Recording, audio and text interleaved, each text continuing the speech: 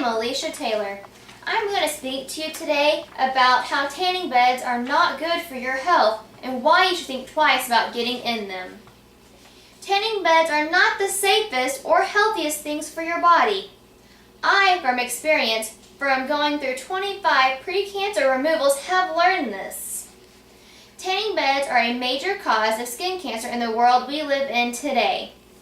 Several high school and college girls are going tanning all year round to keep the tan look they have achieved from the artificial UV exposure. Indoor tanning exposes users to both UVA and UVB rays, which damage the skin and can lead to cancer. Journal of the National Cancer Institute states that using a tanning bed is particularly dangerous for younger users. People who begin tanning younger than age 35 have a 75% higher risk of melanoma. Using tanning beds also increases the risk of wrinkles and eye damage and changes the skin texture.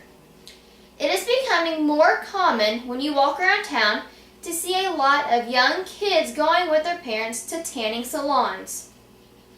It is putting a very high risk on their young lives just to get a tan that every young kid dreams of. Getting into a tanning bed can cause severe skin damage to your body.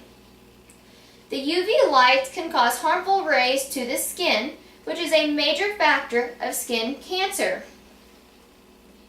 The American Association for Cancer Research states that exposure to artificial UV radiation through sun lamps and sun beds used is intermittent in character. There has been consistent concern over the past 15 years that use of such devices for recreational tanning may increase risk of melanoma. Most people do not realize the risk that tanning beds impose. The body is not made to accept such harmful rays.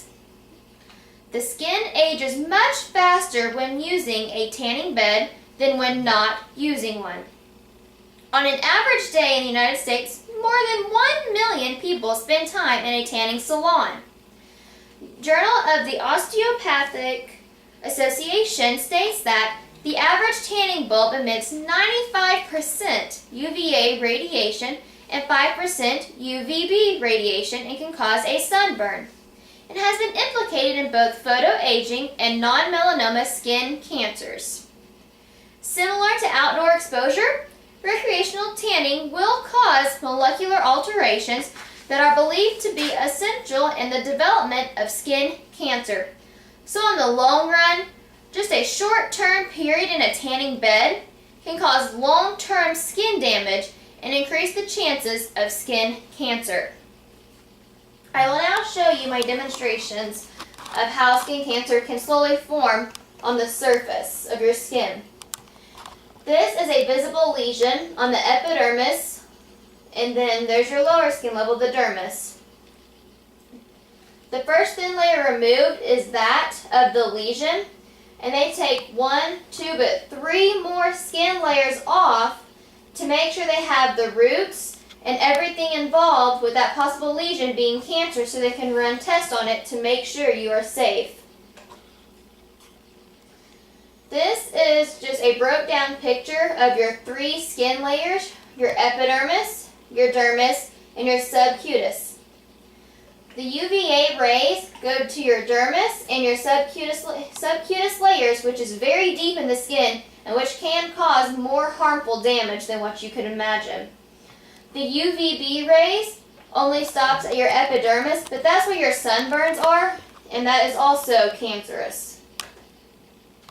This is your typical sunburn, but a typical sunburn can easily turn to a 3rd degree burn, which will therefore another chance of being cancer. This is just an example of how you can test to see if you have a possible chance of melanoma. These are called the ABC warnings of melanoma. The first is asymmetry, meaning they're out of shape and they don't look ordinary. The border irregularity, meaning if they have indentions in them and all the way around it, it's not normal. The color is a dark brown, maybe even a black color. That's a serious sign you need to go to a doctor and get it checked out. The diameter, if it is 6 millimeters or more wide, which is about the size of a pencil head, you definitely need to go to a doctor and get checked out. I strongly encourage you to take my advice and to really think twice before you step into a tanning bed. And please, make sure you are safe and talk to your physician first. Thank you.